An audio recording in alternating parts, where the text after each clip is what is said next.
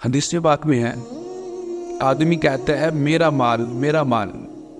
اے بن آدم، تیرا مال صرف وہی ہے کہ جو تو نے کھا کر فنا کر دیا،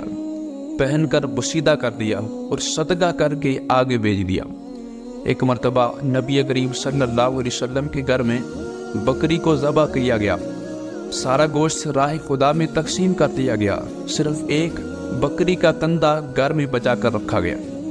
حضرت عائشہ رضی اللہ تعالی عنہا فرماتی ہیں کہ نبی کریم صلی اللہ علیہ وسلم جب گھر میں تشریف لائے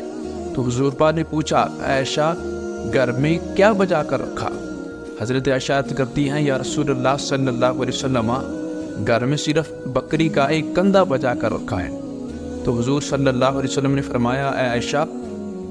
بچا صرف وہی ہے کہ جو تو نے راہ خدا میں خرچ کر دیا، یعنی جو اللہ کی راہ میں خرچ کر دیا گیا، جو تقسیم کر دیتا ہے